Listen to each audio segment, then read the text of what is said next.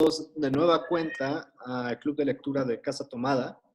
Esta ocasión es un poco distinta a otras veces, sobre todo, yo creo que el libro que vamos a discutir, ahora no vamos a hablar de una novela, ni de un libro de cuentos, ni de... Bueno, normalmente como que habíamos hecho narrativa, aunque nos había tocado también un título de ensayo en alguna ocasión, pero nunca habíamos tenido una antología como tal. Y yo creo que ese es incluso casi un género particular en muchos sentidos, sobre todo por la manera en la que escribe la gente para antologías y también por la manera en que se crean. Y la editorial que publica esta antología es Gris Tormenta, que una de sus colecciones se ha enfocado particularmente a reunir voces y para decirlo pronto, como para realizar antologías.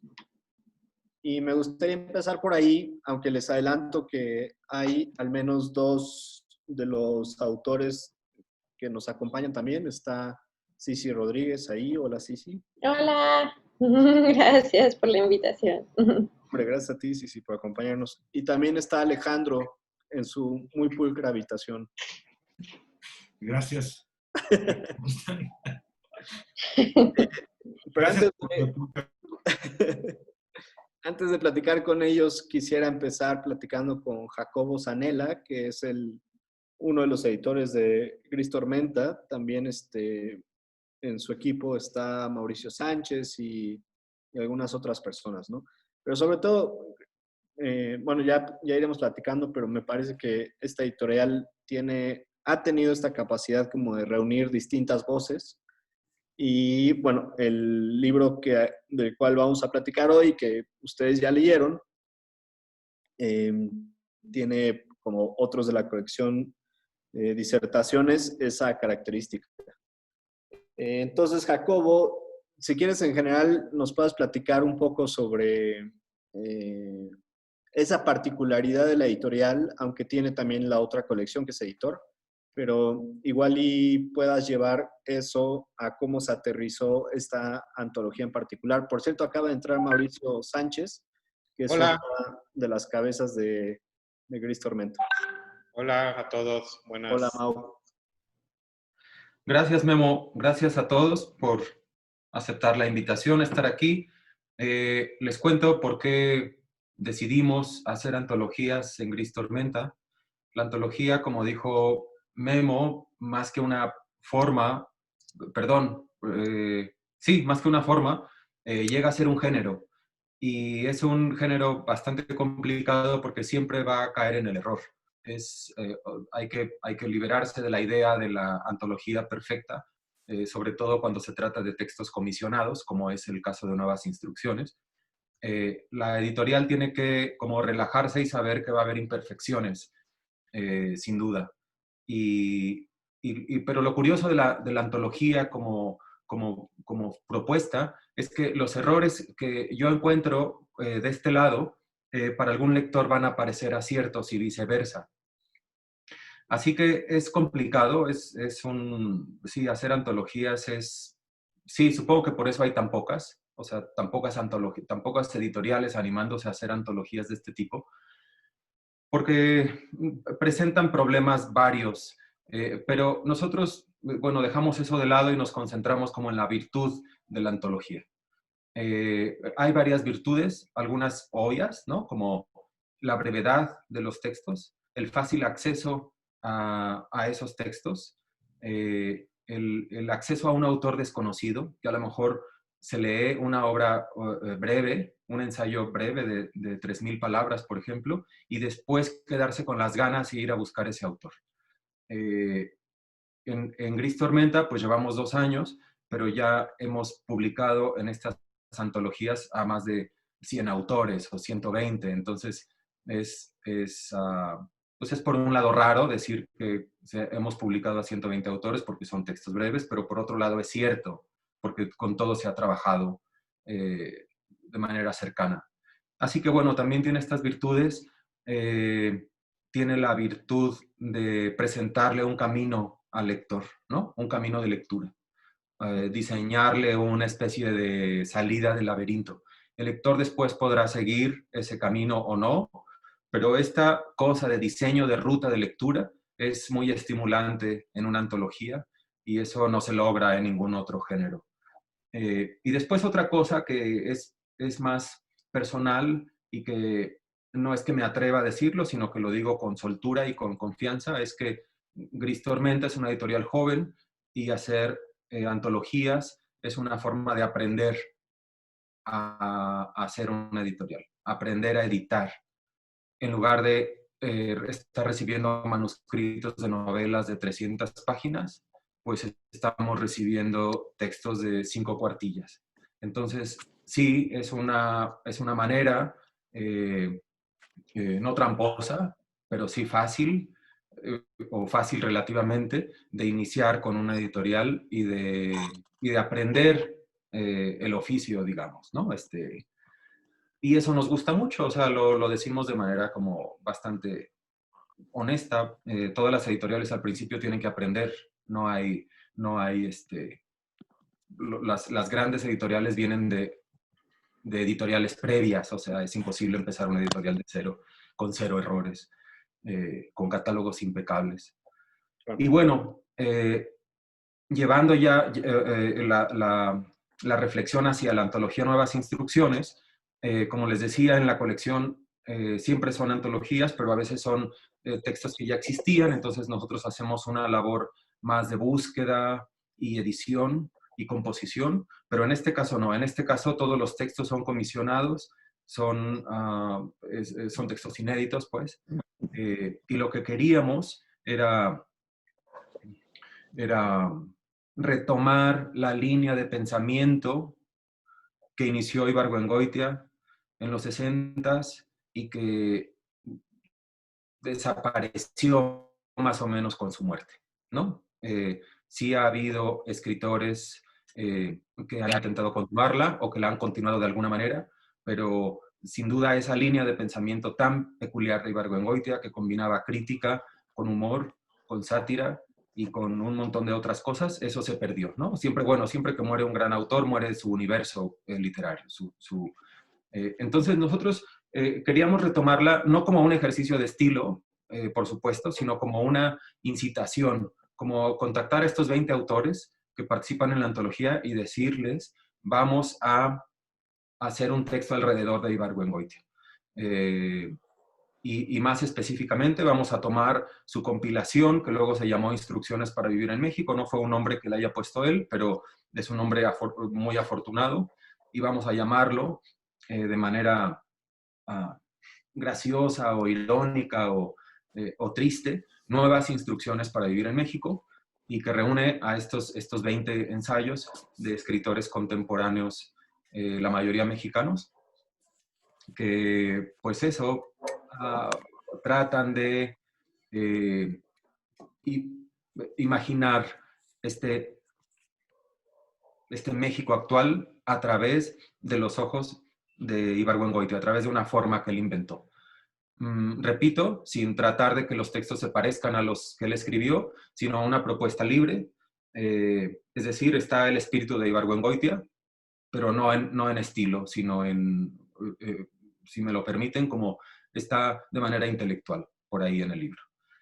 Y ya así es como nació. Igual aquí me detengo para ir fraccionando un poco más la discusión. Sí, te quiero preguntar otra cosa antes de seguir platicando con algunos de los autores incluidos. Y que no, bueno, sí, tiene algo que ver con lo que dijiste sobre la imperfección de las antologías.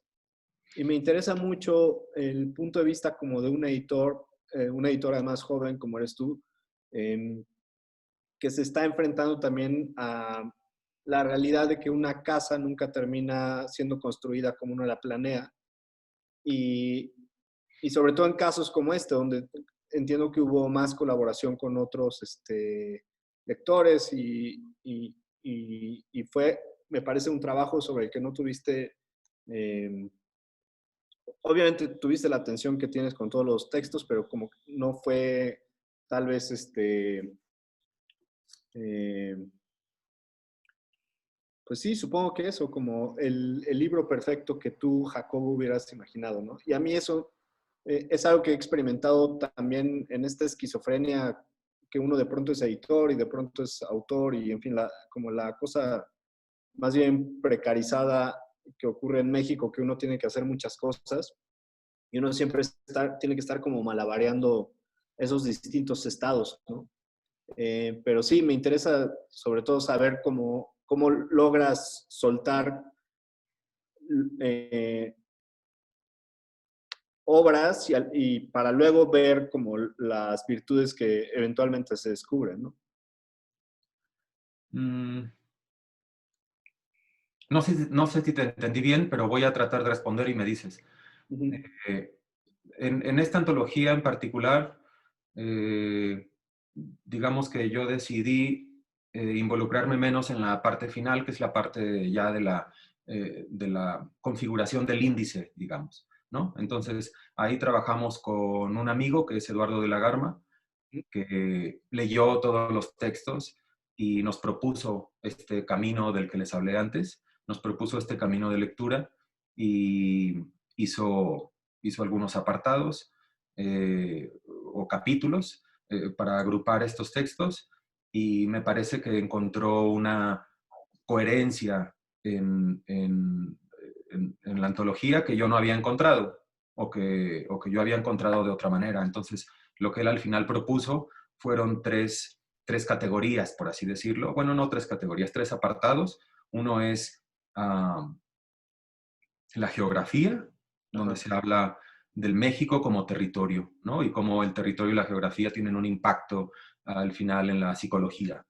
Hay otro camino que se llama la anécdota, que es donde se reúnen los textos que tienden hacia la anécdota humorística, hacia ver el México de lo chusco, y luego viene el tercer y último capítulo, que es la mirada crítica, que son estas voces cada vez más presentes en el panorama literario contemporáneo, que usan la escritura o los textos literarios para directamente hacer un trabajo no de activismo, pero digamos un paso antes, ¿no? De una crítica directa. Ahora, Ibargüengoitia hacía estas tres cosas en el mismo renglón: la geografía, la anécdota y la crítica. En este caso, pues aquí las vemos divididas en tres capítulos. No significa que los autores de esta antología no puedan hacer las tres cosas a la vez, sino que los textos eran tan heterogéneos que se tuvieron que agrupar así para pues darle un sentido, ¿no? a la antología. Que hubiera un camino trazado, que tú en el índice tengas un vistazo rápido de cuáles son los contenidos y cuál es el tono de esos grupos. Así que, bueno, al principio estuve más involucrado, digamos, como en la parte conceptual de la antología, cómo se va a llamar, cómo va a ser, cómo queremos que se lea. A mí eso es lo que más me importa cuando planeamos una antología, cómo queremos que el lector la lea. Es muy difícil porque estamos hablando siempre de factores hipotéticos. Todavía no tenemos ni siquiera la lista de autores que van a participar y yo estoy pensando en una experiencia de lectura muy precisa. O sea, yo sé qué quiero que siente el lector cuando lea estos textos. Eso, bueno, con los años he aprendido a desprenderme de esa obsesión, porque es imposible, o sea, es imposible, porque puedes hacer una carta de invitación muy precisa, tratando de expresar todo esto, pero el lector de esa carta, es decir, el escritor que va a hacer el texto, tiene otros referentes y tiene otras intenciones, y por supuesto tiene la libertad de seguir esas otras intenciones, y yo no puedo guiarlo, o sea, ¿no? Porque tampoco es el chiste. También parte de la riqueza de una antología, de un ejercicio así, de un experimento editorial así, es que te lleguen cosas nuevas e inesperadas y luego ver qué haces con eso. Y luego ver qué hace el lector con eso. Por supuesto, hay un proceso de edición en donde hay intervención en los textos, a veces mínima, a veces más importante.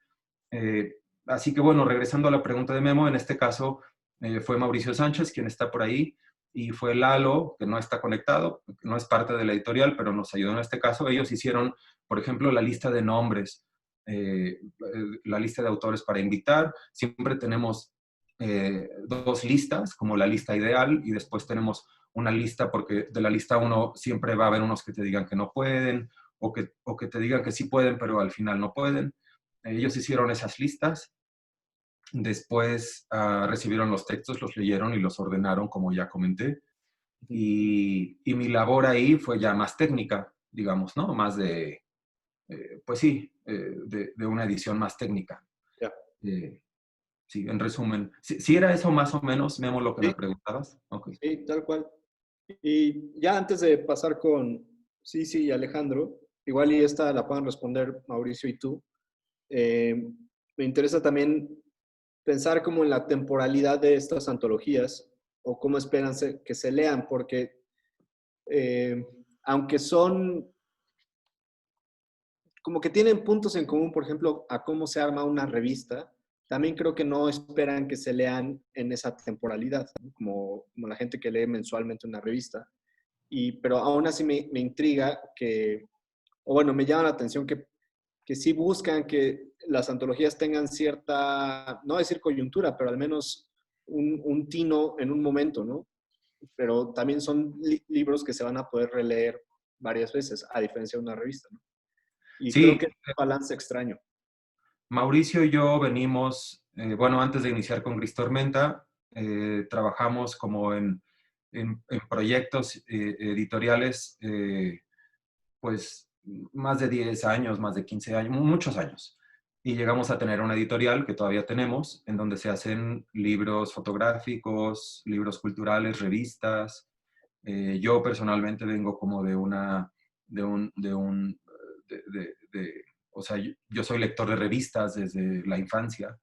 Entonces, sí, sin duda, Gris Tormenta tiene una gran influencia de la manera de editar una revista, de ese mundo, de la propuesta que puede lograr una revista versus un libro. Entonces, sí, hay definitivamente una conexión, aunque sea lejana. Pero en los libros cuidamos mucho, es paradójico porque, por un lado, efectivamente, los temas tienen que responder a una inquietud contemporánea. No podemos hablar, por ejemplo, no podemos hacer una antología de la lluvia, por más que me gustaría, porque no encuentro la forma de relacionarla directamente con una discusión contemporánea, ¿no? No veo cómo pueda resonar en el lector y en las cosas que está escuchando por ahí. Entonces, las antologías de Gris Tormenta tienen, bueno, más bien todos los libros de Gris Tormenta tienen dos ejes. Uno es esta columna vertebral contemporánea, que los temas tienen que tener una relevancia con el presente. Y la segunda cosa es que los libros se cuestionan a sí mismos. Es decir, hay en el libro un discurso de edición y de cuáles son las posibilidades del libro como objeto, como artefacto, como... Sí, es decir, que el libro trata de discutir no solo el tema propuesto, sino trata de discutir el concepto mismo del libro y de edición. Esto se ve en algunos guiños por ahí, no es algo que se haga directamente, pero bueno, es algo que une a las dos colecciones de Gris Tormenta.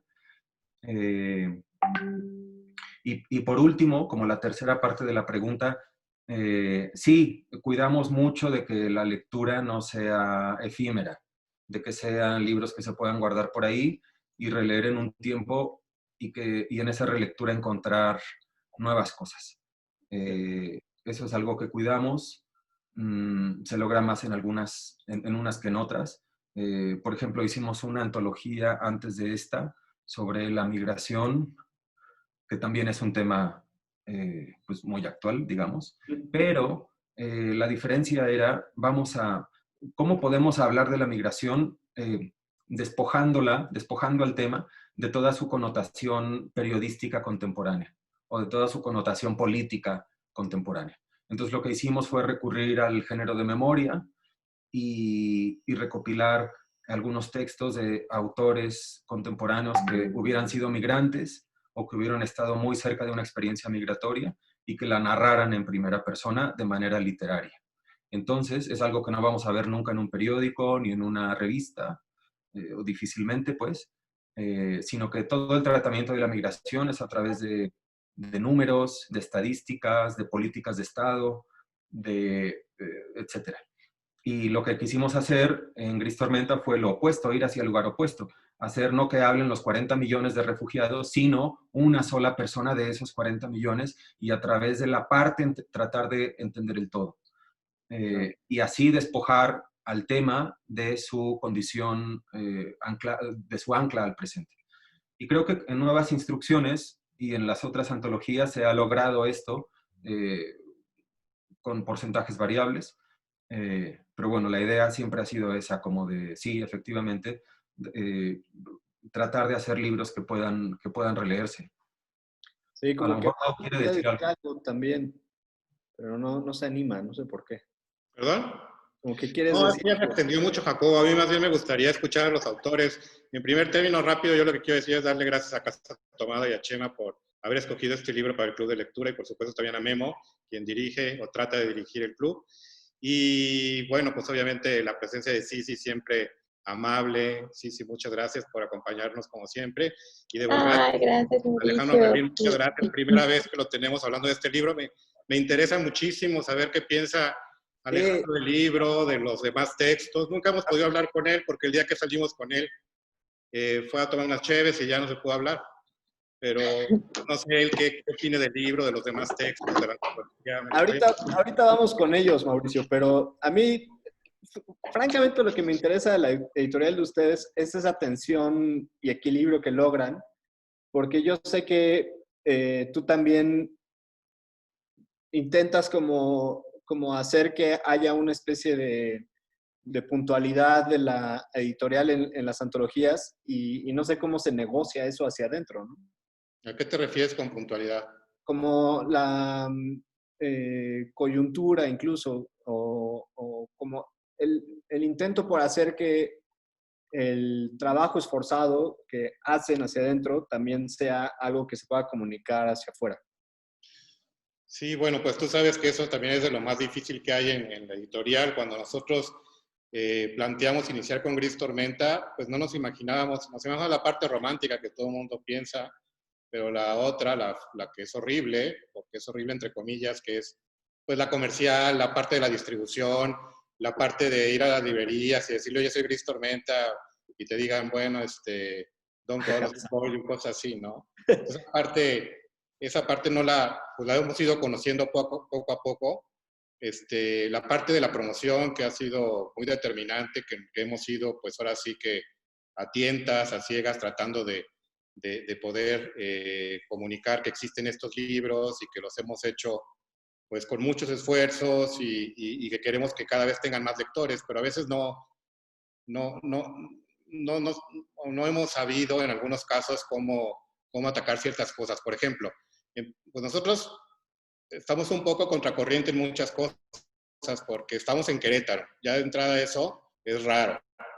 Porque nos dicen una editorial en Querétaro, o sea, que pues se editan fanzines o editan cosas fotocopias o rolan hojas engrapadas. Después, la segunda que llegas y dices a los medios de comunicación, a los medios que cubren literatura, a los que les dices, estamos en Querétaro, me dicen muy bien, pues mándanos tus libros, nunca nos pelan, no te estaban las llamadas, etcétera, ¿no? Eso fue al principio. Y el tercero y más grave de todos, pues creo que es la distribución, porque pues buscamos una distribución que se adecuara a nuestros libros y nos fue muy mal, ¿no? Tuvimos 8 o 9 meses prácticamente pues guardados en bodegas con una distribuidora que no hizo absolutamente nada por los libros, que nos mandaba un reporte cada 6 meses donde nos decía que había vendido 4 libros. Y entonces, pues era muy frustrante en ese momento, pero pues hemos ido aprendiendo y ahora creo que pues estamos mucho mejor obviamente que al principio. Nos han ayudado también muchas personas, muchos amigos, incluidos ustedes, tanto Casa Tomada como Guillermo, y como los autores que también participan en nuestros eventos, nos recomiendan. O sea, todo eso nos ha ido ayudando pues para poder seguir adelante. No sé si eso se refería a la pregunta o ya me fui por otro lado, ¿no? Pero bueno. Hay algo que yo quiero sumar ahí a esa respuesta, que fue lo que yo leí en la pregunta de Memo, que era, si yo tuviera la editorial yo solo, sería una editorial, pues, muy tremenda, o sea, muy distinta, y si Mau tuviera la editorial él solo, pues sería una editorial muy divertida y muy distinta también. Entonces, esta unión de los No, no, dos, nada que ver. esta unión de los dos logra un producto que no podría lograr una persona sola. Y doy un ejemplo rápido. Cuando hicimos nuevas instrucciones, yo tenía muchas ganas de hacer nuevas instrucciones desde que leí instrucciones hace muchos años cuando era joven. Bueno, no tenía ganas de hacerla, pues, porque no sabía lo que era eso, pero me imaginaba unas nuevas instrucciones.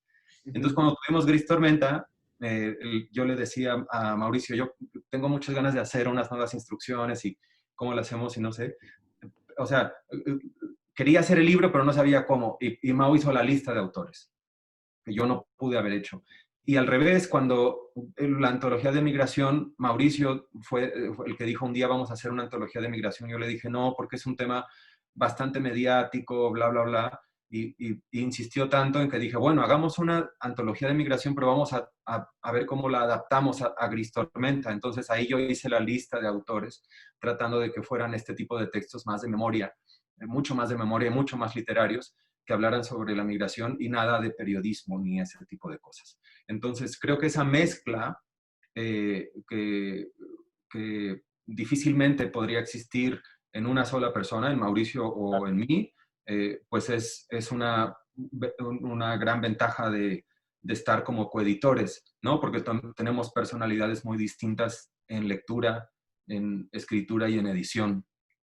Y otra cosa que no he dicho, hace rato dije que Nuevas Instrucciones tuvo este editor amigo como editor invitado, pero también tuvo algo importante, que es que nosotros siempre escribimos la introducción a nuestras antologías como tratando de explicar nuestra propia locura, como decir por qué se nos ocurrió hacer esto, cuál es la relevancia en el momento, pero Nuevas Instrucciones decidimos nosotros no hacer ese texto y se lo pedimos a Guillermo Núñez, que leyera los textos y que le diera una especie de sentido al inicio del libro, que le diera la bienvenida al lector, y hizo una cosa extraordinaria, pues que jamás podríamos haber hecho nosotros en la editorial, ¿no? Estas Sí, visiones de fuera, que las intentamos usar cada vez más, ojalá tuviéramos más recursos para hacerlas, ¿no? Tener más editores invitados, más prologuistas invitados.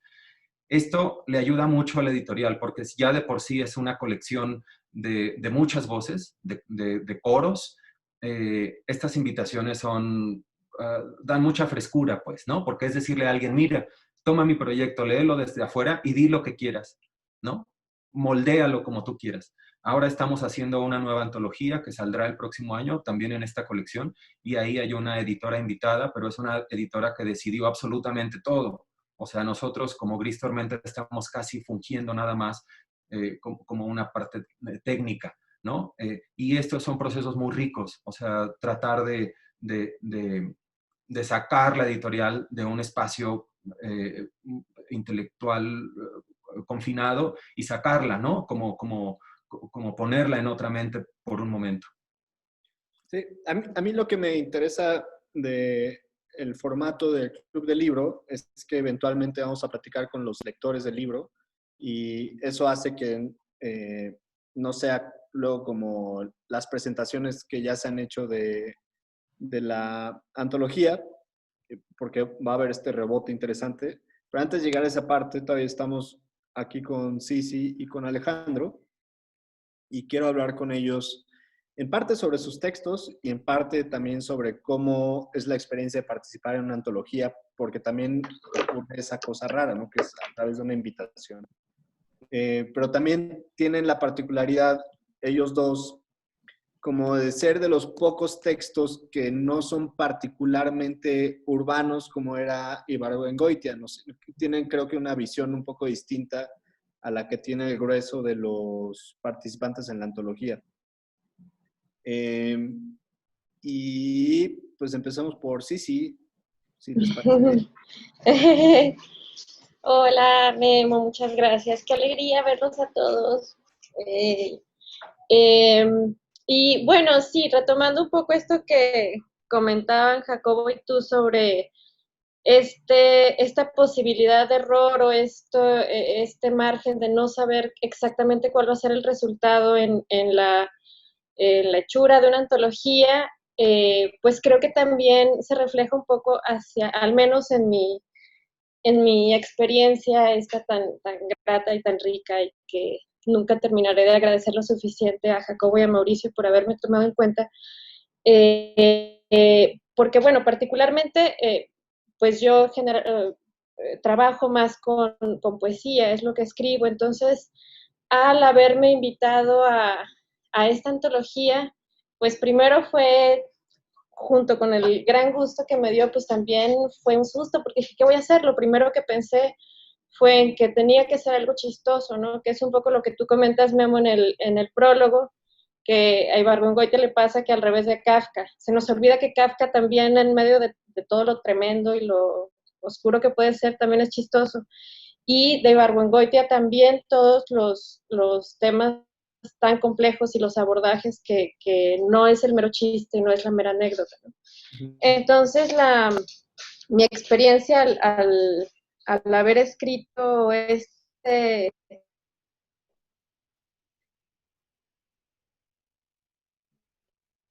texto que bueno, mi primer acercamiento a Instrucciones para Vivir en México fue una pues, de las columnas de Ibargüengoitia que nos dejó un maestro en la prepa, no sé, que habla sobre Hidalgo y pues lo caricaturiza muchísimo, ¿no? Entonces es este trabajo que él hacía también de desmitificar a los grandes, o al menos darles una lectura mucho más,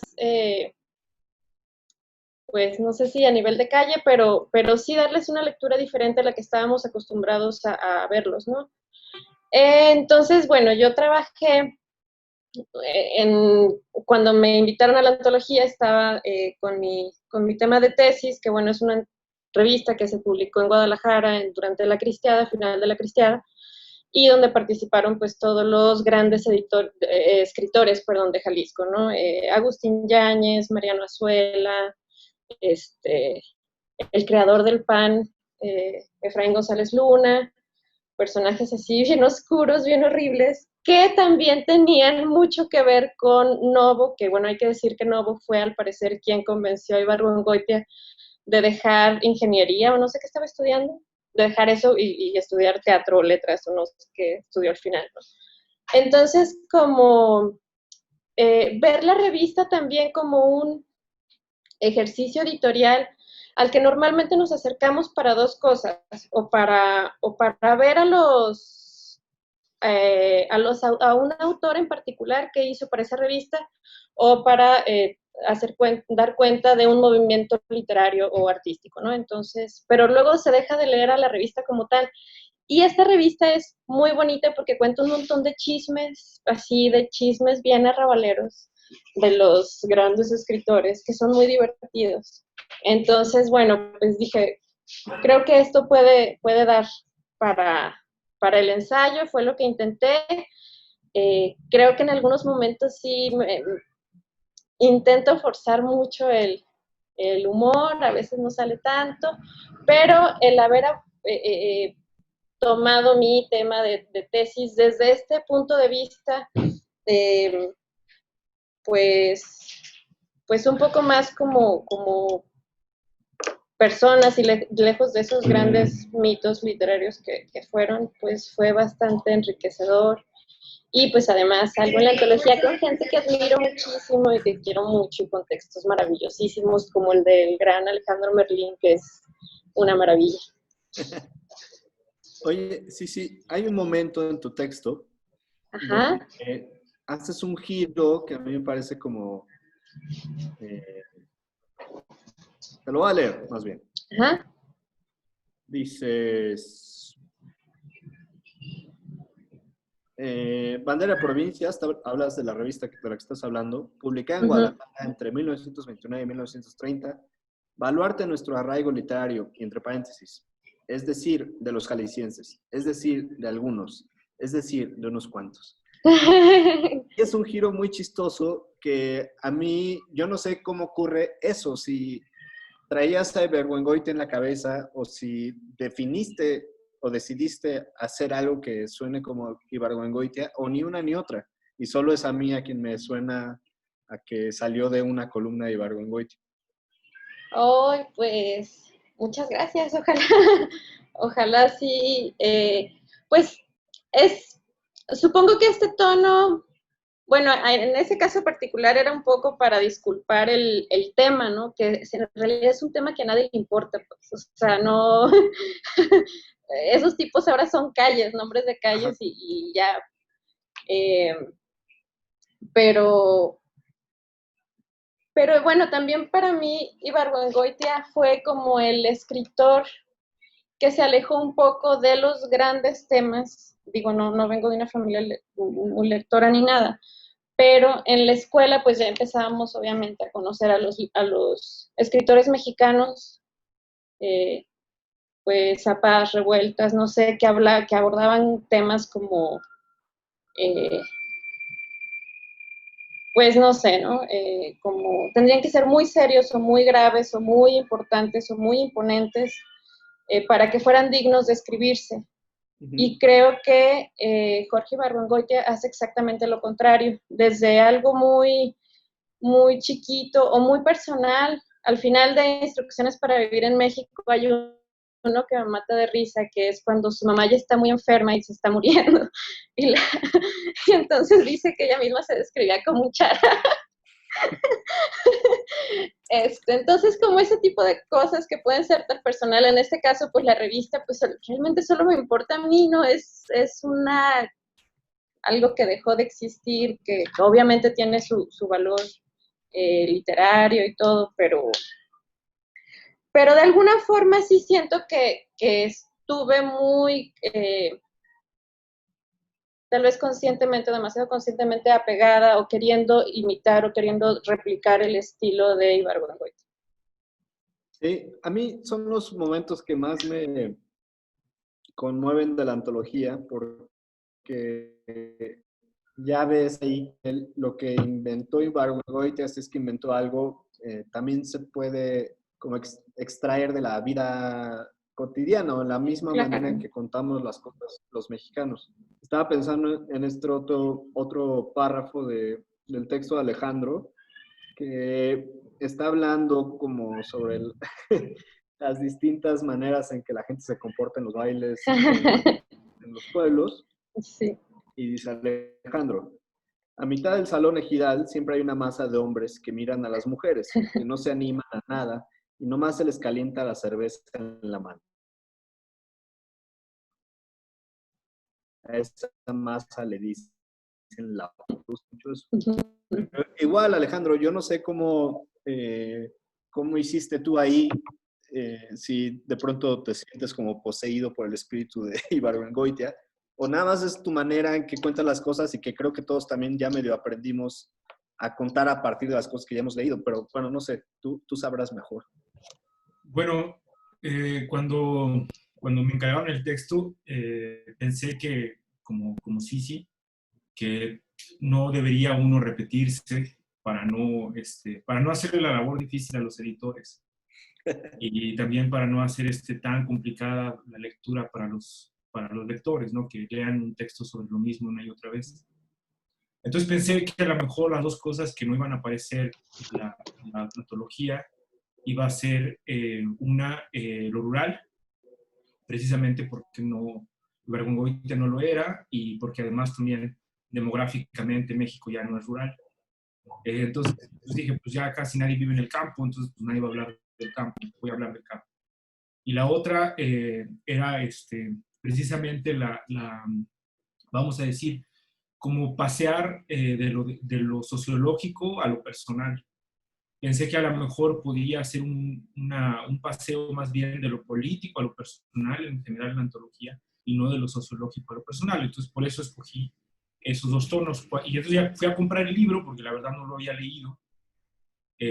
Fui a comprarlo y lo empecé a leer y me di cuenta que había una gran distancia en el humor, bueno, al menos lo que yo considero humor, y lo que se consideraba humor en la época de Ibargüengoitia. O sea, no quiere decir que no sea chistoso, sino que simplemente había una distancia. digamos, como los chistes que te dan risa de tus papás, ¿no? Pero que pues hay algo que te parece como simplemente no cercano, que dé risa, ¿no? Y eso era un poco lo que me pasaba con el humor de Ibargüengoitia. Y además también porque muchos de esos chistes se habían convertido en lugares comunes, ¿no? O sea, la burla, hay unos textos en los que se burla de algunos héroes políticos y como que son chistes que ya, pues que ya gastó, no sé, la columna de opinión de La Jornada, o que Monsiváis fue cocinando poco a poco por Madre Bohemios en el proceso, no sé, como que ya estaban ahí un poco gastados. Y entonces dije, pues bueno, voy a tratar de narrar y que más bien la anécdota sea la chistosa. O sea, yo creo que ahí que dé risa lo de los bailes, es más bien porque puede darnos risa, pero así es. O sea, es decir, en muchos bailes ejidales, eh, pues todavía no se ha escuchado hablar de feminismo, aunque a muchos nos sorprenda. Y pues en un grupo de personas se sientan, o sea, digamos, casi siempre las mujeres se sientan alrededor del salón ejidal en sillas de plástico o sillas que renta Carta Blanca, o que renta, en el norte es Carta Blanca, o que rentan cerveceras y se sientan a esperar a que la saquen a bailar. Entonces, pues siempre hay una bola, la mayoría de los que se ponen a platicar pues son timoratos, no se animan y nada más están viendo, pero todos tienen que justificarse, es algo muy chistoso porque todos te preguntan, ¿qué? ¿Ya bailó? Y la respuesta genérica es, no, nomás los ojos. Todo el mundo se ríe y ya dice como, pues mira, va, intenta socializar al baile. Y es muy chistoso, o sea, lo que te estoy contando es real, o sea, no, es una anécdota tal cual. Entonces dije, bueno, es un tipo de cosa que da risa. Y entonces traté de buscar las coincidencias comunes de todo. Digo, conozco pueblos de buena parte del país por, por casualidad, o sea, por vivencia, y he encontrado esas cosas en común. O sea, independientemente de que se hable Tojolabal en ese pueblito de esa región del sureste, o que uno vaya a un pueblito del norte de Veracruz, pues tienen muchas cosas en común. Por ejemplo, pues, algunas formas del baile, la determinación de los pueblos, ¿no? Por ejemplo, hablo ahí del kiosco. Todos tienen un kiosco. Es impresionante el sentido como social del kiosco, pero todas tienen un kiosco y además muchas cosas giran en torno de la escuela pública, que es como el único segmento de urbanización del campo. Entonces, pues eso fue lo que se me ocurrió, que podía ser como un tema, que podía dar ese humor, que por contarlo fuera un poquito, digamos, como una reacción al texto de Ibargüengoitia. Les voy a hacer un par de preguntas más, tanto a Sisi como a ti, Alejandro, pero quiero aprovechar que Jorge Camensal se infiltró a la sesión. Para quienes no sepan, Jorge es otro de los autores reunidos en la antología y además echó el reto particular de, a mi parecer, ¿eso es ahí contigo, Jorge? Gracias. Se echó el reto particular de tratar un tema que Ibargüengoitia ha tratado mucho, que fue la cuestión de los monumentos. Y yo no sé por qué hiciste eso, Jorge. Hola, ¿cómo están? No, solo vine a escucharlos, que no estoy listo para decir nada coherente a estas horas de la noche. Entonces, ahorita les platico, pero déjenme entro en calor escuchándolos con una cervecita como Merlín. Me hubiera encantado entrar antes, pero qué padre que están. Sí, a ver, platiquen un poco más y ahora les cuento. Creo que esta es la sesión del club más extraña que hemos tenido porque es en la que más autores y más editores ha habido. Tal vez más autores que lectores. Pero bueno, tanto Alejandro como, bueno, y también los editores podrían contestar esto. Les quería preguntar si hubo algún otro texto en la antología que ustedes hayan leído y que les destacó, les sorprendió por alguna razón en particular. Si quieres, sí, empezamos por ti. Sí, pues justo el de Merlín, y no es porque aquí esté Merlín, pero como o sea, aunque obviamente su ensayo es sobre Durango, encontré muchas cosas que me recordaron como a mi infancia en Autlán de Navarro, Jalisco, muchachos, que es como un, un pueblito por allá, pero como los conos estos bueno, donde metían los granos, los silos, ¿o cómo se llaman? Como todo este paisaje rural que, pues sí me sorprendió ver en un libro así, ¿no? Como que uno no está acostumbrado, sobre todo viviendo aquí en el DF, a textos que nos hablen como de ese tipo de entornos o de realidades, ¿no? O que me sorprendió mucho, pero porque fue como, no sé, me gustó muchísimo, súper nostálgico. Y algo que también, a lo mejor a primera vista podría parecer muy poco ibargüengoitiano, ¿no? Como no es chistoso, por ejemplo, particularmente chistoso, digamos, y aún así es de una belleza y es así súper sobrecogedor, porque también creo que es importante hablar, o sea, sí la risa, pero ¿qué tipo de risa? Porque muchas de las risas que nos provoca Jorge Ibargüengoitia, pues también son risas nerviosas, ¿no? Es así como que, ¿qué va a pasar después de dejar de reírnos? O que, pues, no sé, pero digamos que, bueno, el de Daniela Tarazona también es bellísimo, sobre el temblor, que fue como, sí, no sé, creo que son los textos, bueno, algunos de los textos que me gustaron, de un profesor de San Luis, creo, que el de las tunas taponas, que es divertidísimo. No, pues es de Eduardo, de la Garma. Ay, es genial.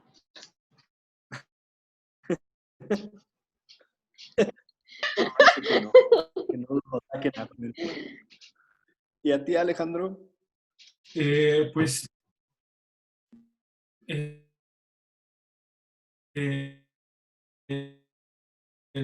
bueno, recuerdo casi todos y los clásicos, que ese era, por ejemplo, en el caso del libro, el texto de Penélope, ella está muy preocupada por la vida desde su ventana, ¿no? En su barrio. Y luego hay otros también, por ejemplo, que también creo que tiene que ver con un poco como con la caricaturización de lo folclórico, que a esos pertenece Jorge, que es precisamente como, digamos, la manera en que no nos deja de sorprender, pero a la vez nos gusta. Bueno, al menos yo noto como a diferencia en el humor de Jorge, al humor de Ibargüengoitia, creo que en la mayoría de los textos de Ibargüengoitia, bueno, es una interpretación, hay mucha insatisfacción. O sea, realmente hay como una especie de insatisfacción en el sentido como de, o sea, sí está chistoso, pero ojalá fuéramos un poquito mejores. Y en el caso de Jorge hay como mucho disfrute de que hay ese mal gusto en las estatuas, ¿no? Yo, por lo menos, también es una interpretación. Jorge, que está aquí, podría decir, estás completamente equivocado en cómo interpretas mi texto, pero siento que, por ejemplo, pues, dices, pues qué bueno que haya estatuas tan feas, porque si no, ¿qué nos daría este sentido del humor, ¿no? ¿De qué nos reiríamos así, tan emocionado, con tanta emoción, ¿no? O sea, por ejemplo, cuando hicieron una boda aquí en la rotonda de los, pero una boda de Televisa, una fiesta de Televisa en la rotonda de los hombres ilustres, o sea, sí es algo que puede enojar, pero también da mucha risa y como que es algo que le agrega, digamos, quizá demasiada pimienta a la vida cotidiana.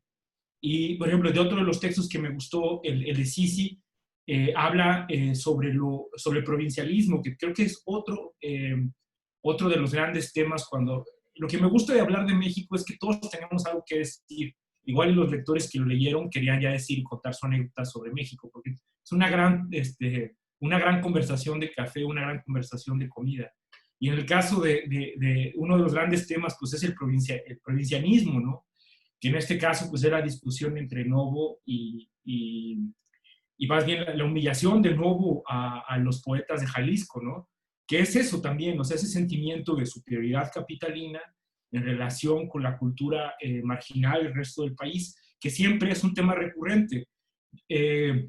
Por ejemplo, siempre hemos conocido al intelectual provinciano, yo me puedo identificar entre ellos, que tenemos un resentimiento profundo por las condiciones privilegiadas que tuvieron otros intelectuales, digamos, que crecieron como en un ambiente culterano, ¿no?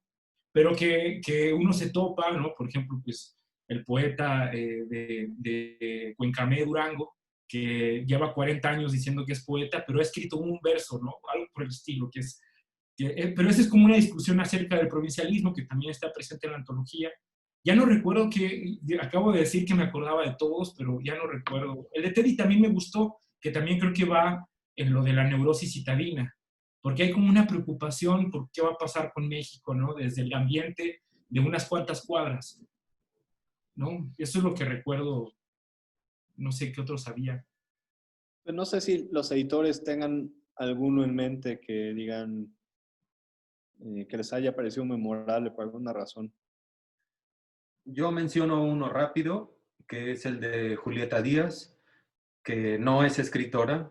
En todas nuestras antologías tratamos de involucrar al menos a una persona de Querétaro, que es donde está la editorial, y en este caso la invitamos a ella, que digo que no es escritora profesional, digamos, pero a mí me gusta mucho cómo escribe, o más bien me gusta mucho cómo piensa algunos de los problemas de México. Y en este caso, ella me había contado hacía unos años de cómo fue con su hijo de escuela en escuela, viendo cuál era la escuela ideal para su hijo. Y después de hacer todo el recorrido de escuelas de la ciudad, se dio cuenta de que ninguna era la escuela ideal. Y Julieta no es una persona que pudiéramos asociar con ese tipo de exigencia extraordinaria, pero sí le preocupaba muchísimo la educación de su hijo. O sea, era algo en lo que ella quería estar segura que si había 100 opciones o 10 opciones o 3, ella iba a escoger la mejor para su hijo. Entonces hizo todo un recorrido de escuelas durante meses y lo que cuenta en el libro es ese recorrido. No solo es gracioso y es ameno y está muy bien escrito, sino que hace una crítica importante al sistema educativo. O sea, cómo la escuela es un fenómeno mucho más social que intelectual, ¿no? Mucho más social que cívico.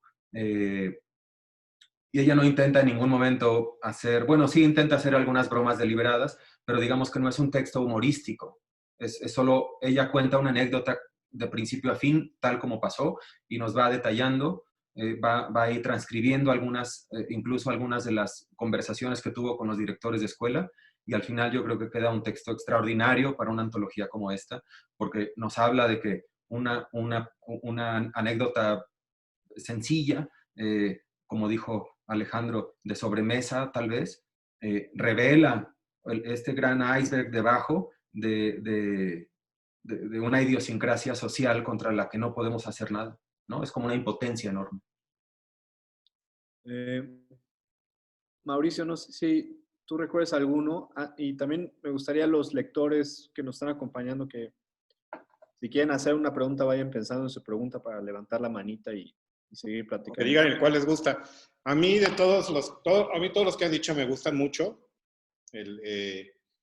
Agregaría a esta lista el de Pablo Duarte, que habla del pecero, ¿no? Y va mezclando, bueno, este estilo de Pablo que me parece increíble, en donde va mezclando la anécdota del pecero con la anécdota de haberle pedido a él el texto, ¿no? Y de cómo va a ser el texto relacionado con el pecero, no sé. Es una cosa increíble lo que logra Pablo con esta voz que tiene muy definida y que también él participó en nuestro libro de lo extraordinario hablando sobre la bolsa de plástico con un texto maravilloso, ¿no? Porque identifico esta voz de Pablo cada vez más madura y cada vez más de él. Como que lo que escribe Pablo no se parece a nada de lo que otros escriben, ¿no? Pero bueno, ese agregaría a la lista, pero el de Sisi me gustó mucho, Con el cuello de la Valentina, me gusta mucho el de Alejandro. El de Alejandro, aunque ahora dijeron que era como muy chistosín, a mí me pareció muy triste, como muy nostálgico. No sé, fue de mis mejores, o sea, para mí es uno de los mejores textos porque provocó en mí una cosa muy tremenda cuando lo leí la primera vez, ¿no? Y el de Jorge Comensal me gusta mucho por los monumentos feos, incluso aquí en Querétaro ahora, ¿no ves? Tenemos una exposición del escultor que se menciona en el texto y hay como 40 esculturas, una abajo de cada arco de Querétaro. Es una cosa tremenda. 8 en punto. Me gusta mucho el de Daniela Tarazona, se me hace también muy, muy tremendo, ¿no? Como que llega mucho esta cosa de que los mexicanos podemos llegar a ser monstruosos.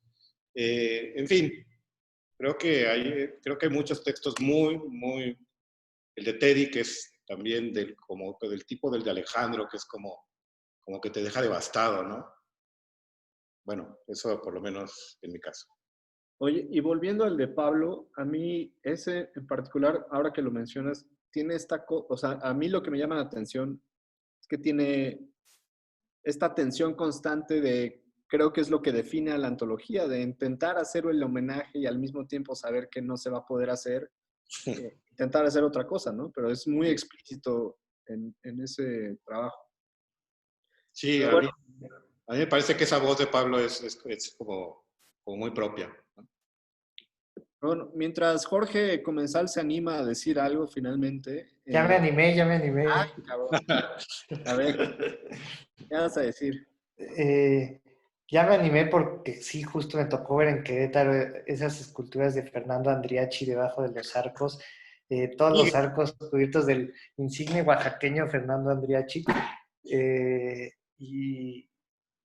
Y me parece realmente sorprendente. Y son monumentos a la corrupción también, ¿no? A la corrupción mexicana. Pero bueno, yo quería decir también que el texto de Julieta Díaz me dejó una marca, me gustó tanto el tono, lo recuerdo con mucho afecto, además de todos los que han mencionado. Y con respecto a Alejandro Merlín, quería decir una cosa, que además de admirarlo y quererlo mucho, a mí él me sorprende como esta capacidad impresionante que tiene para pasar, por ejemplo, de discurrir sobre literatura francesa, la ganadería vacuna, o sea, esa combinación entre su formación letrada y Durango, han creado una erudición súper valiosa y muy vergüengoitiana. Y su texto, que también me gusta mucho, me parece también un muy buen ejemplo siento que el estado de ánimo o el signo que sentí que prevalecía en la antología, que era, sí, en buena medida la nostalgia, ¿no? Yo traté de escribir mucho bajo los efectos de la intoxicación ibargüengoitiana, o sea, me senté a leer las instrucciones para vivir en México y justo inmediatamente escribí ese texto, ¿no? Tratando justo de escribir como influido por él. Y de ahí tal vez venga lo que mencionaba Guillermo, ¿no? De que me aproxime, o sea, lo que me quedaba más a mano, que sigo trabajando en la Rotonda de las Personas Ilustres, en el Panteón Dolores. Y bueno, la antología yo ya sabía por el trabajo de Gris Tormenta que iba a ser un libro exquisito, un libro padrísimo, perfecto, muy trabajado, muy bien pensado, y quería entonces que sirviera como mi testamento funerario, ¿no? Como ven, aproveché el texto para decir que no quiero bajo ninguna circunstancia ser incinerado por razones ambientales, culturales, ideológicas, ¿no? Entonces ahí lo metí, espero que a nadie se le olvide cuando me muera que me entierren, tal como digo ahí, ¿no? O sea, de la forma más ridícula y prominente posible, o sea, con una tumba muy fea, porque es la tumba a la que se acercarán los curiosos alguna vez y pues mis restos se sentirán menos solos. Pero yo creo que ahí hay algo interesante sobre nuestra condición en la muerte, en los monumentos. La cabeza de Juárez, me acuerdo que escribí la cabeza de Juárez, que me parece muy importante. Y ya, no quería comentar esos puntos, pero sí es interesante cómo Ibargüengoitia está molesto con el mundo que le ha tocado vivir, tal vez desesperado, impaciente, incluso harto, y tal vez nosotros más bien estamos nostálgicos de él, ¿no? Sentimos añoranza por ese mundo también problemático. Yo me di cuenta al leer las instrucciones para vivir en México que había no muchas, ¿no? Algunas cosas en su visión de la sociedad, como del clasismo y demás, que de ningún modo nos parecerían graciosas hoy en día, ¿no? La forma en cómo ve, por ejemplo, a las trabajadoras domésticas, por poner un ejemplo muy evidente. Entonces, esto es algo que a mí me gustaría luego revisitar, pero bueno, me la pasé muy bien escribiendo para la antología, desahogándome sobre los monumentos, en fin. Y me quedaron, o sea, yo quiero seguir escribiendo sobre el tema. Después descubrí en Guadalajara, no sé qué opine Sisi, la más obscena Sor Juana Inés de la Cruz que hay en una glorieta de Guadalajara. Hay como una especie de Thundercat que es Sor Juana sin cara. ¿Sí la ubicas, Sisi? No, no me acuerdo, Jorge, no me acuerdo dónde. Caray. Qué vergüenza, tengo que ir. Voy llegando. Es una glorieta cerca de la colonia Reforma o algo. Déjame ver. A ver. ¿Se pueden compartir imágenes en Zoom? No sé, tal vez. Sí, yo creo que sí. Mira, aquí los 3 puntitos. Ah, no. Ah, sí. Abajo dice share screen. Ah, pues Ay, sí. genial. ¿Dónde? Ahorita se las comparto a todos. O la puedes enviar por el chat. También la puedes enviar por el chat. A eso me... o también les puedo compartir pantalla. Ajá. ¿No? Bueno, pero se pueden ver otras cosas de tu computadora. Sí, cierra tu cuenta HSP. No tengo nada que ocultar. A ver, compartir pantalla. Compartir pantalla. Oye, mientras hace esto...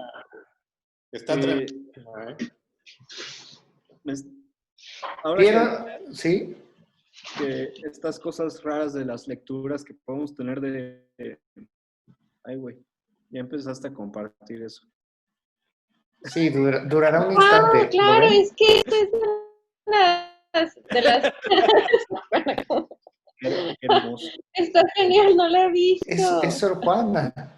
Oye, Jorge, cierra ¿qué está pasando ahí? Es que ahora hicieron un montón de cosas bien Bueno, ya. Pero la próxima vez, Jorge, voy a ir a documentar esa experiencia estética. Oigan, antes de pasarle la conversación a los lectores, a ver si ahora sí, ahora Jorge hablaba de cómo se leen algunas cosas de Ibargüengoitia ya como trasnochadas, digamos, pero estaba leyendo esto de Alejandro, hablando de la Palestina, el pueblo que describe. ¿Está bien así? Bueno. Decía, antes había una telesecundaria, modelo televisivo de aprendizaje, pero ya la cerraron. Los pocos jóvenes que quedan tienen que ir a otro pueblo a 6 kilómetros de distancia. Y me resonó horriblemente eso hoy, que ahora todos estamos como telesecundariados. Es muy extraño. Sí, pues es curioso cómo todo el mundo dice, tengo que aprender por una pantalla, y pues, la gente que tiene 30 años aprendiendo así, pues no se siente muy halagada de que le digan eso, como decir, mira, estamos aprendiendo como los jóvenes de la Palestina. A lo mejor pues una especie de venganza, están diciendo, qué bueno, que sepan cómo funciona el sistema de telesecundaria. Que además ponían unos videos en VHS. Te das cuenta, yo no fui a la telesecundaria, salvo unas cuantas clases, pero sí sé cómo funciona porque me tocó grabar alguna vez un video de telesecundaria cuando yo estaba en la secundaria sobre cómo redactar textos en tercero de secundaria. Entonces, pues nos grabaron unos chavos de aquí de la Ciudad de México que además de hablar fresísima, tenían como 20 años y eran como una especie de hippies mexicanos. O sea, yo nunca había visto gente así en México. Y los grabaron para que ellos fueran como los guías del video de USAC. Estaban, aquí estamos redactando, ¿no? Pues con ese tono, como de programa. Sí, exacto. Y entonces ese VHS me dijeron, bueno, vamos a verlo como para que lo reproduzcan en EduSat. La empresa se llamaba EduSat, la que hacía todos los videos para la telesecundaria, ¿no? Entonces, pues ahí ponían a los muchachos y le ponían esa videocasetera y así era como aprendían. Había un monitor, pero en realidad era por puros videos de VHS. Y ahora ya se quedaron incluso sin eso. O sea, hay una telesecundaria, pero ya reúne a varios lugares. Yo no sé si lo digo en el texto, pero por ejemplo, en el caso de Durango, también pasa en el caso de las Baja Californias, la densidad de población es tan baja que básicamente un gran porcentaje de la población vive en el 90% del territorio, como es en el caso de Durango. Entonces, pues a veces, o sea, por ejemplo, Santiago Papasquiaro, que es donde está este pueblito, es casi 25 veces más grande que el DF, que la Ciudad de México, y está conformado, digamos, por 5,000 pueblos que tienen menos de 100 personas. Entonces, básicamente, ¿cómo los educas, no? Pues no se puede. Entonces, pues realmente no están aprendiendo. Y no sé por qué dije todo esto, pero tiene que ver con la educación hoy, no sé. Como si te fueras a lanzar a diputado de pronto. Oigan, pues no sé si alguien más quiera comentar. Sobre todo me interesa escuchar de los lectores sus impresiones del libro y a ver qué carnita le podemos sacar a la charla todavía.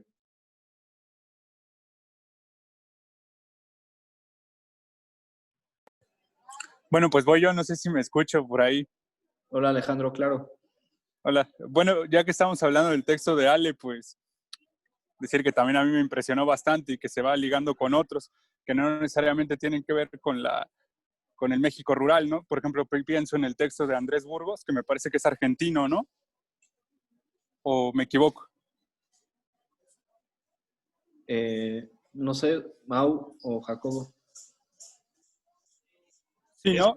Colombiano, es colombiano. Ah, es colombiano, Andrés Burgos. Pues bueno, a mí me llamó mucho la atención todas las similitudes que podría tener la visión extranjera, ¿no? Por ejemplo, yo también cuando llego a Ciudad de México por primera vez, me encuentro con que los huevos pues, no se venden por piezas, se venden por kilos y medios kilos, ¿no? Y que los barrios pues no se llaman barrios, se llaman delegaciones o una cosa así.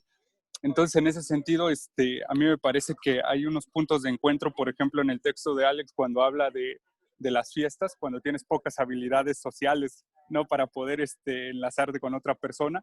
Y en cambio el texto de Yuri Herrera, que por ejemplo ahí hay un exceso de habilidad social, ¿no? Que los termina llevando a una boda, que es algo irrisorio, ¿no? Que se acaban de conocer y van a ser testigos, ¿no? De este compa. Esa es una de las cosas que me llama la atención. El tono con el cual está escrita esta antología me gustó más de lo que pudo ser las instrucciones de Ibargüengoitia, no solamente por las voces contemporáneas que se acercan más a mi realidad, sino también porque desde mi punto de vista Ibargüengoitia era un hombre de cierta clase social que vino a menos. Y de alguna forma, a pesar de que su humor intentaba evidenciar a una sociedad mexicana clasista, él también era clasista.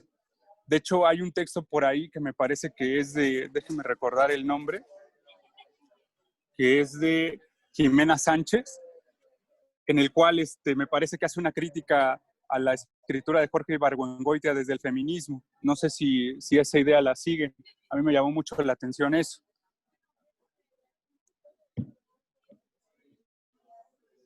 No sé si se percatan de eso, ¿no? O sea, sí tiene como estos dejos un tanto machistas Jorge en algunos momentos. Sí, totalmente. Y entonces eso me llama mucho la atención, ¿no? Cómo concebimos nosotros el humor actualmente a cómo se concebía en las épocas de Ibargüengoitia. Otra de las cosas que también me llaman la atención es desde dónde hacemos estas conclusiones.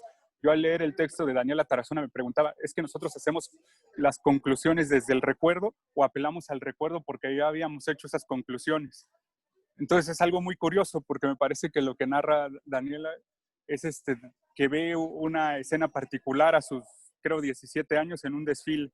No lo recuerdo bien, pero sí me deja esta sensación si nosotros a veces recurrimos al recuerdo para volver a traer esas conclusiones que ya habíamos hecho o las estábamos haciendo desde un punto, desde el presente.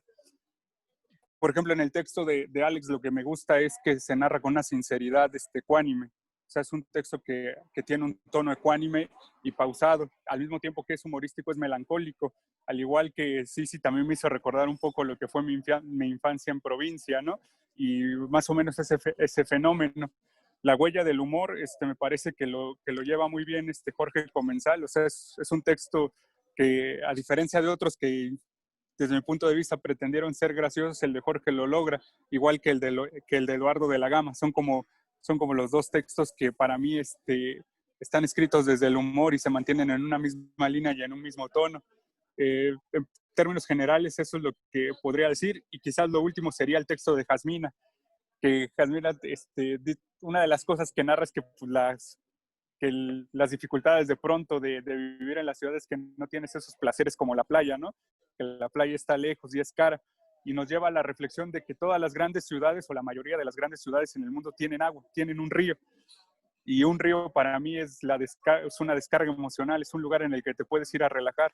En Ciudad de México carecemos de ríos, por ejemplo, todos están entubados, el único que tenemos está en Coyoacán, en San Antonio, y es de aguas negras ya.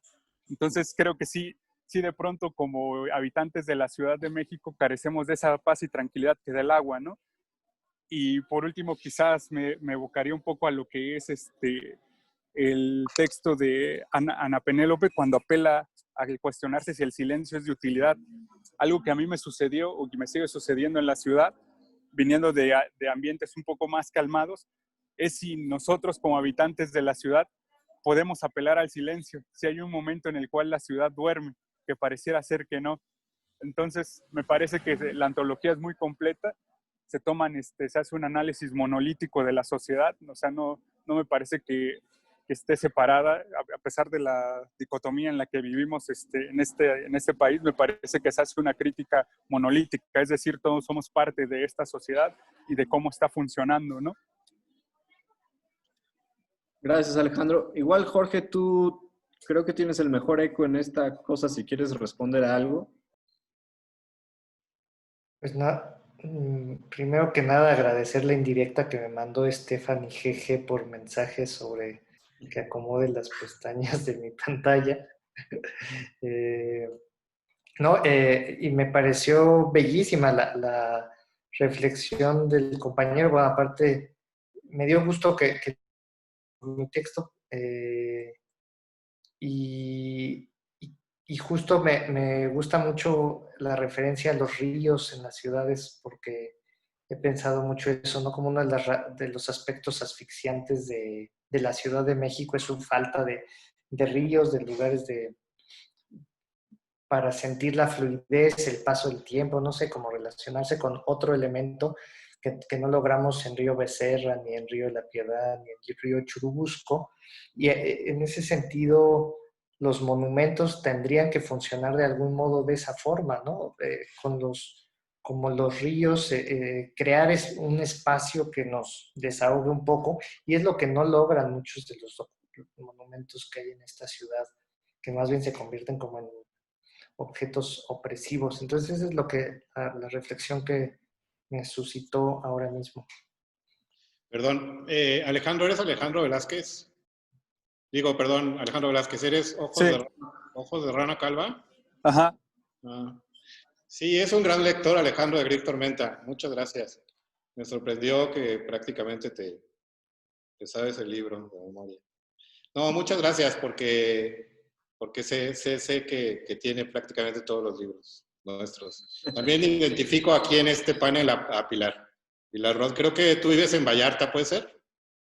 Sí, No. hola. Bueno, qué gusto saludarlos. Sí me escuchan, ¿verdad? Sí. Siento un poquito que estoy irrumpiendo en la fiesta donde todo el mundo ya se conoce, pero... No, es que te conocí yo de repente. Sí, yo soy Pilar. Bueno, ha sido un gran descubrimiento para mí Gris Tormenta. Desde antes de abrirlo me parecen impecables, ¿no? Y de una manera integral ya el texto, las compilaciones, para mí es maravilloso. En esta edición tengo mis textos favoritos y Alejandro, qué bonito lo que has dicho, por cierto. 3 de los textos que me ha parecido, todos son impecables, pero mis 3 favoritos son meramente por identificación. Yo soy chilanga y llevo 17 años viviendo en Vallarta.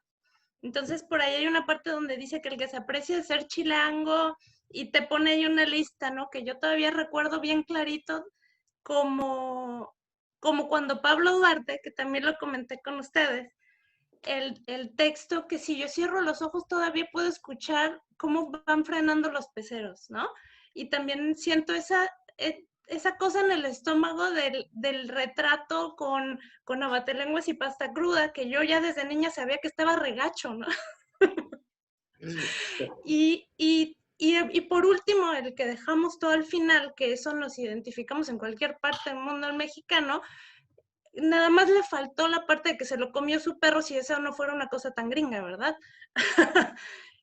Y el texto que me impactó mucho por identificación y me parece sumamente audaz es el de los monumentos. Jorge, qué gusto ponerle rostro al nombre. Y bueno, esa ha sido mi experiencia y yo lo tomo estos libros de Gris Tormenta como manuales, ¿no? Los vuelves a tomar de repente y les encuentras otra cosita y los disfruto mucho, la verdad. Y pues muchas gracias por hacer lo que hacen. No, gracias a ustedes por leer los libros. Gracias, Pilar. Solamente una última cosa que a mí me llama la atención del texto de Restrepo. ¿Será que solamente alguien que, vaya, sin sonar peyorativo, alguien que es extranjero podrá conocer ese Instituto de Migración? Yo nunca lo he pisado. O sea, me parece que revela que no solamente en México, ¿no? Si alguien de nosotros viviese, no sé, en Francia, por decir algo, pues solamente hay recintos que solamente conocen gente de fuera, ¿no? No necesariamente gente del país, por decirlo de alguna forma. No sé si se pusieron a pensar en eso. Yo una vez acompañé a una amiga extranjera como testigo al Instituto Nacional de Migración y me di cuenta de cómo era el tras bambalinas del país, y es asqueroso. Cuando eres editorial y tienes que lidiar con las librerías, pues ya no entras a las librerías por la puerta principal, sino vas por la puerta de atrás. Y no me refiero a las chiquitas como Casa Tomada. Me refiero a cuando vas cuando vas a una cadena a decir, este es mi libro, pues tienes que ir por la puerta de atrás, te formas con los proveedores, etcétera, y la experiencia es, pues, muy pobre, digamos, ¿no? Y creo que esto pasa con el Instituto Nacional de Migración, ¿no? A un extranjero le dices México y le vienen 8 ideas de cliché a veces sobre lo que es México, y el Instituto Nacional de Migración muestra esta como faceta real del país, y sí es muy tremenda. O sea, es muy fuerte verla incluso como mexicano, entonces como extranjero debe ser mucho peor.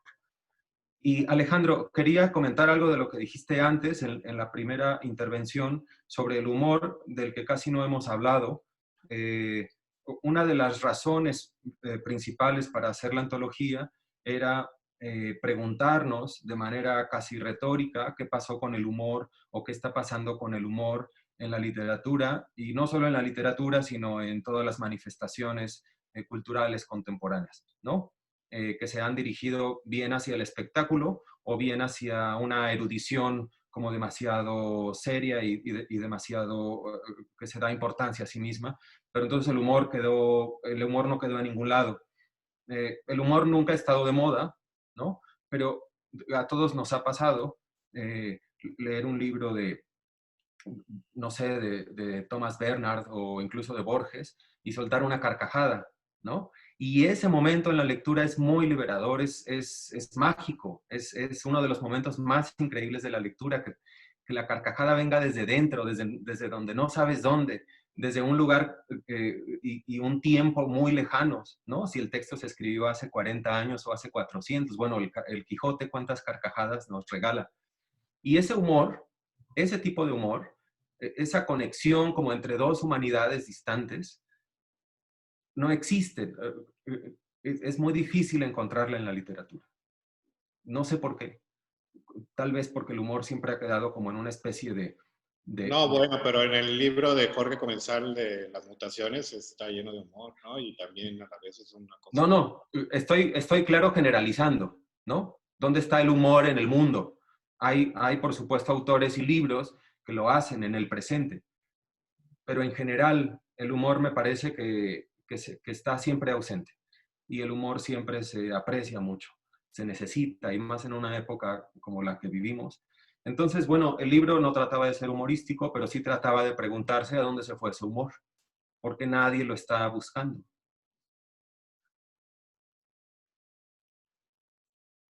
Ya todos nos ponemos tristes ahora. Y bueno, yo también, perdón. No, Perdón, quería comentar algo que me pareció muy, pues, preciso de lo que comentó Alejandro también, de cómo, cómo se lee ahora ciertos guiños o ciertas posturas de Ibargüengoitia, ¿no? Que mencionas que era, pues sí, claro, entonces no se hablaba de feminismo, era clasista también en algunos, o sea, llama, usa palabras, ¿no? Como criada, como etc. Pero cómo, a pesar de eso, sigue siendo tan vigente y por qué no sigue siendo reír, a lo mejor no en esos términos, pero sí en otros, o sea, ¿por qué sigue siendo tan valioso, pues? Y habría que pensar también es, cómo estamos abordando ahora la crítica en ciertos, bueno, no sé, es que yo lo estoy pensando como desde cierto feminismo, donde no se habla, por ejemplo, ay, no, ya me puse muy nerviosa, perdón, perdón, pero me gustó mucho que hicieras esa aclaración, porque sí, es cierto, en momentos puede parecernos problemática la relectura, pero aún así la conservamos y aún así nos sigue pareciendo vigente y algo necesario que tenemos que releer y que mantener, y es un ejercicio de memoria que bueno que lo mencionaste. Ya era todo, perdón. Antes de darle la palabra a Alejandro, yo quería decir, a partir de lo que dice Sisi, que es muy chistoso esa cosa del feminismo, como de ser un gran aguafiestas. Y eso a mí me causa una especie de gracia. A mí es como algo que me divierte mucho, como venir a joder de gran parte del feminismo, pero también como muchas actitudes que no tienen que ver con el feminismo. Y que creo que también es lo que hacía Ibargüengoitia, nada más como que tenía esta mala leche, que creo que es en general lo que falta, ¿no? Siempre todos estamos como muy buena ondita y con la intención de ser muy respetuosos. Y eso creo que habla sobre todo de una falta de ganas de ser críticos o de pensamiento crítico en general. Pero sí, no sé. También está el otro costado yo sí creo que sigue habiendo humor, pero en lugares como muy bobos. Y me gusta también eso, como que también disfrutar la bobería o la levedad, ¿no? Pero sí, lo sorprendente de Ibargüengoitia para mí es que no solo es un autor chistoso, sino es lo otro también, ¿no? Es bastante crítico, de hecho eso es algo que me faltó decir. Yo creo que, digo, tampoco sin demeritar la antología, leyendo el libro de Ibargüengoitia me encuentro con conclusiones de peso que funcionan tal cual, así como las dedujo él en su momento, si las traemos a nuestra actualidad, siguen funcionando. Es algo que está ahí latente, es una crítica concisa, sólida, o sea, eso no se le discute. Igual, hay 4 partes graciosas en la bobería esta, ¿no? Como casi tendiendo al humor blanco, ¿no? No sé cómo decirlo. Pero sí hay otra parte que es muy legible, que es el humor que ejerces un tanto vertical. Sabemos, creo que el humor da para otra plática hablar sobre de dónde viene el humor, pero sí creo que nosotros, o al menos yo concibo el humor en esta época de una forma diferente. Oigan, les quería aclarar que eso del feminismo y lo aguafiestas es a partir de un libro que también leímos aquí en Casa Tomada, que me parece era Contra la Felicidad, o algo por el estilo. No sé si lo recuerdas tú, Daniel. La promesa de la felicidad de La Sara. promesa de la felicidad, que le recomiendo mucho. Te van a sacar de contexto, Guillermo. Sí. Efectivamente. No, Yo ya para ya nada, estoy para nada. tuiteando al respecto, yo ya sobre lo que dijo Guillermo. Ya hay No, varios pero tweets, ya hay varios tweets. ahora. Que ubican José María a, deje de grabar, que lo edite. ubican a este personaje de Herli, una comediante de las redes que hizo a Tomás. Que a mí se me hace justo un humor chistoso, que es muy crítico, porque lo que está haciendo desde el feminismo es como retratar a este más contemporáneo. Y que justo ahí creo que esa postura feminista no es aguafiesta, sino crítica y muy chistosa. Que a ver, también hay que decir que no hay bronca. También las feministas sabemos que el feminismo es aguafiestas. O sea, nos la pasamos mal de repente y no hay bronca. Sí. Nos echamos a perder nuestra fiesta también, no solo la suya. Exacto. Sí, lo interesante es como ese nuevo humor que trae, que viene después de eso, ¿no? A mí eso es lo que me intriga. Yo diría que ya no sigas por ese camino, Memo. Mejor algún otro lector o lectora. Me voy a silenciar. Oigan, sí, me gustaría, a mí, sí, ahorita que estamos hablando de dónde está el humor, bueno, hola, yo soy Sergio, mucho gusto y felicidades por el libro, me gustó mucho. Hablando de dónde está el humor, yo creo que encontré, ahorita que estamos hablando, no es algo que estaba pensando, que hay muy buenos paréntesis en este libro, en general, en todo, y empezando por el prólogo de Guillermo, que me gustó mucho, donde a veces son paréntesis que son solo como coincidencias, ¿no? O sea, me da risa, por ejemplo, este paréntesis que donde nada más dice, estás hablando de Antonio Ortuño y nada más es un paréntesis que dice otro texto donde se invocan las tunas, o donde se invocan tunas. O sea, eso me dio risa y es como algo chiquito que me dio mucha risa, ¿no? Bueno, no mucha risa, pero es como esos guiños que se me hacen también como muy ibargüengoitianos, que de repente...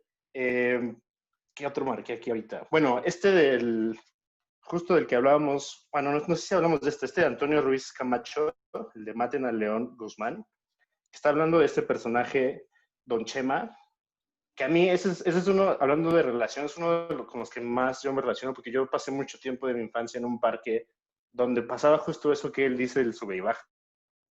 O sea, que hay un paréntesis donde él dice, cuando en clase de ciencias sociales en el colegio marista, al que asistía a unas cuantas cuadras de ahí, don Cheva nos hablaba del milagro mexicano, mi mente de inmediato pensaba en los sub y bajas de al lado de casa. ¿No? Ese paréntesis también me pareció, o sea, no es como, no está tratando de ser chistoso, pero de alguna manera está como desplazando algo que, pues que no tiene que ver con un milagro mexicano, ¿no? Sino que es como, está dando un poco de vuelta ahí. Bueno, y a mí uno que me encantó fue de Jorge, fue el de los mosaicos, de que por alguna razón usamos mosaicos de baño para las cosas sobre como en los tumbas, ¿sabes? Eso se me hizo un paréntesis que me dio mucha risa. Justo hablando de carcajadas, fue uno de los que más me hizo reír. Y bueno, ya mencionamos el de Sisi. También tienes tú un paréntesis en tu texto, Sisi, de esta cosa de es decir, que también es eso. Y bueno, esa es mi observación de humor, de dónde está. Aparentemente tiene alguna medida en los paréntesis. Padrísimo.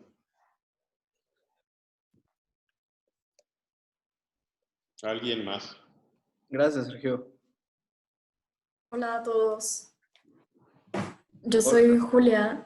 Es el primer libro que compro de Gris Tormenta. Y primero que nada, digo, me parece increíble escuchar todo lo que han dicho ahorita. Me enorgullece mucho que estén en Querétaro porque yo nací allá. Órale. Entonces, pues qué padre. Y disfruté muchísimo la lectura, especialmente el texto de Eduardo de la Garma, porque él fue mi maestro de literatura cuando tenía como 16 años, algo así, en la prepa, ¿no? Entonces fue como cuando hay libro y también hay película, pero primero ves la película y tienes la cara de un actor, del actor, ¿no? Entonces, luego ya lees el libro y pues, claro que sí, ¿no? Fue una lectura muy disfrutable, me encantó su texto y al mismo tiempo fue por recordar su clase y que fue increíble, ¿no? Sé que nunca voy a volver a tener una clase de literatura como la suya porque no hay igual.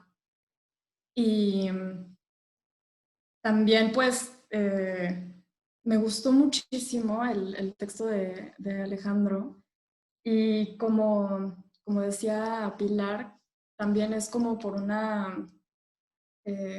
por algo que conectó conmigo, y es que mi familia es de Durango, precisamente, de un rancho que ni kiosco tiene. Se llama Hermenegildo Galeana. Pero sí tiene kiosco, Hermenegildo Galeana sí tiene ¿A kiosco. poco? Bueno, tiene escuela primaria, la plaza Bueno, sí. sí. Escuela primaria, eso sí. Sí. Y pues, o sea, abuelos, bisabuelos, ¿no? Todos son de allá y llegaron a Monterrey cuando mis tíos eran unos niños, ¿no? Pero ellos asistieron a la escuela ahí, entonces fue padrísimo que pues yo todas estas historias del rancho y de cómo ha sido la vida allá desde la Revolución hasta hace pocos años, pues lo escuchaba de mi abuelo, ¿no? Entonces, pues encontré ahí en tu escritura algo muy bonito entre la nostalgia, entre cosas que son muy complicadas, que a lo mejor yo no viví, pero que ya las he escuchado antes y por primera vez las leí. Entonces, pues me encantó, ¿no? En general todo el libro es súper disfrutable y pues ya quiero conseguir los demás libros, que este sea el primero de muchos. Muchas gracias, Julia. Una antología de kioscos. Oiga, también está por ahí Gabriel Astey, muy silenciosamente. Y también Daniel Miranda, que ha estado en todas las sesiones, pero rara vez participa. Gabriel, hola. Hola, ¿qué tal? ¿Cómo están? Miren, yo no me atrevo a opinar en este momento, aunque ya lo estoy haciendo, ¿verdad? Contradictoriamente, porque yo leí el libro cuando me lo regaló Merlín hace cosa de un año y tengo recuerdos como sensoriales de distintos textos. Creo que con el que primero me identifiqué fue con el de Yuri Herrera. Con todos hay una cierta distancia reconocible, ¿no? Como mexicanos todos. Unos más urbanos, otros más rurales, unos más del centro, otros más del norte, otros más del sur. Todos los textos nos dicen por un momento que pudimos ser su narrador, que pudimos ser su escritora o su escritor, pero hay unos que están más cerca por cuestiones quizá anecdóticas. Y el de Yuri Herrera para mí fue un texto donde reconocí como en una especie de flashback lo que me pasaba cuando la parranta pasaba de las 24 a las 36 horas, a las 60 horas, y de pronto estaba uno en un lugar con desconocidos calidísimos, que podían ser una familia sustituta. También recuerdo con especial sabor el texto de Alejandro, el texto de Jorge. Recuerdo el texto mira, ahora yo no lo sabía hasta ahora, de la queretana, que no es escritora profesional. Yo no tengo hijos, pero tengo colegas con hijos de esa edad que pasan el mismo, vamos a decir, calvario simbólico. Entonces, pues mi adhesión a la propuesta de estas antologías, conozco de ustedes, de Gris Tormenta también, la de los astronautas y las astronautas que vuelven a la Tierra, y me parece genial. Me encargué en la última ocasión que visité a unos amigos en Mérida, Yucatán, de llevar 3 y 3 ejemplares y regalar, y pues tuvieron mucho éxito, les gustaron mucho los libros. Es lo que puedo decirles con entusiasmo. Muchas gracias, Gabriel. Gracias, Gabriel. Nada. Oigan, pues yo creo que ya estamos en el ocaso de esta reunión. No sé si alguien más quiera decir algo antes de que nos despidamos. Yo me voy. Nadie. No, adelante, alguien más iba. Bueno, más quería comentar algo rápido, que me encantaría que siguieran este tipo de ejercicios, como estas antologías. Yo vivo en Monterrey y acá pues es una burbuja, ¿no? Entonces también estaría muy padre amplificar estas voces hacia muchos más estados, porque sí lo sentí muy localizado hacia la Ciudad de México, ¿no? Pero sí, o sea, me encantó y de hecho yo noté algo muy padre de la estructura, sobre todo al inicio, que se inaugura como con lo absurdo, que ni para qué intentar entender como todo esto que nos compone, sigue con cómo hacemos una creación televisiva o como telenovelesca, como una ficción que supera la realidad, para entender, para tratar de como agarrar esa realidad hacia nosotros. Sigue con el argüende, que es así como nosotros nos revitalizamos y como nosotros seguimos entendiendo precisamente esa realidad. Después, como hace ese contraste, recordar México desde la infancia, que no entendemos del todo, pero son muchas ironías y muchas cosas que como niños obviamente en el momento lo ves como parte de, y ya después cuando regresas de adulto es algo, dices, caray, o sea, así estaba la cosa política, así estaba la cosa en mi pueblo. Después habla también de estos abandonos y cierra con el de Aura, que es como ya adaptarse, o sea, esto de las reconciliaciones, adaptarse o vivir enojado. Entonces, como que al principio, o sea, la geografía inaugura todo esto como de una manera muy, muy conectada, y luego ya a partir de la anécdota ya se abre así como a la red de toda la diversidad que existe, ¿no? en nuestro país. Y se me hizo muy, muy padre, muy bonito. O sea, yo noté eso. A lo mejor es mera interpretación porque así lo quise ver, pero me encantó. Y sí, me gustaría que siguieran con este tipo de antologías, sobre todo abrirlas a otros estados para seguir pues, entendiendo. Y estos ejercicios también de contestarles a los escritores del pasado también está genial. Gracias, Daniel, perdón. No, te iba a contestar porque me da un poco de risa que ahora que decías que no he tenido tanta chance de participar en este formato de Zoom. Tiene que ver con el humor, porque estoy así como en una calle muy principal y entonces se pone el camotero y después se ponen los tamales y me da mucha pena estarle ahí picando y estarlo silenciando. Ya, pues muchas gracias. Deja que participe el de los tamales. Ah. Oigan, Un pues... detalle muy de idiosincrasia mexicana, ¿no? Eso de que suene el de los camotes. Totalmente. Pues ya vámonos a pedir nuestros propios tamales, ¿no? Pues, por las queretanas que hoy estuvieron, que es Paola, Julia, y creo que nada más, ¿no? Ah, bueno, y Sergio, que nos mandó unas fotos de Querétaro. Muchas gracias. Unos monumentos muy buenos se están compartiendo en el chat. Yo estoy muy nervioso bajándolos antes de que desaparezcan. Pero esos no están en Querétaro, Jorge, ¿eh? No vayas a confundir. El de AMLO sí. Pero el que le está agarrando la nalga a un señor a AMLO sí está en Querétaro. La escultura de AMLO, esta no la conozco, la voy a ver ahora. Ay, quiero ir a verla, estoy aquí, voy a ir. Voy a ir mañana. Oigan, pues yo quiero agradecerles también, desde el principio sí, con Gris Tormenta ha habido muy buena onda ahí en Casa Tomada. Son siempre bienvenidos. Ahí no entran por la puerta de atrás, Jacobo. Y además la experiencia, espero que no sea igual que la del Instituto Mexicano, del Instituto de Migración. Pero bueno, no, sí agradecerles. Habíamos querido hacer esta reunión desde hace tiempo ya. Y por X o por Y no se había podido, pero ya se logró. Y pronto vienen otras sorpresillas con Gris Tormenta. Y bueno, también obviamente digo agradecer específicamente a Mauricio y a Jacobo, y muy especialmente a Sisi, a nuestra querida Sisi, y a Alex, y a Jorge. Chema, un abrazo. Gracias. Qué bien, qué padre. Y a Jorge, que también se animó a sumarse. Y bueno, obviamente a Memo por seguir, después de ya un par de años, arrastrando este club y haciéndolo funcionar. Vale. Muchísimas gracias a todas y a todos.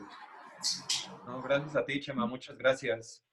A las editoriales chiquitas como Gris Tormenta, subsisten por librerías chiquitas como Casa Tomada o como La Comezón en Querétaro, que no es porque estés aquí, pero bueno, son las dos librerías independientes del país que más venden Gris Tormenta. Entonces eso dice algo pues de una cercanía entre las propuestas, ¿no? Tanto de editar como de leer. Y así que no, muchas gracias a ustedes por eso y por este espacio y por la buena disposición de todos los lectores. Llegó un punto al final de esta discusión en que todos estábamos hablando como de un pasado común, como si todos compartiéramos un recuerdo que hubiéramos vivido en otra vida y hoy lo estuviéramos recordando juntos. Fue una cosa inesperada de este club de lectura que me gustó mucho. Pues bueno, buenas noches. Muchas gracias. Buenas noches. Adiós a Un todos. abrazo. Buenas noches a todos. Fin de semana. Adiós, buenas noches. Bonito fin de semana.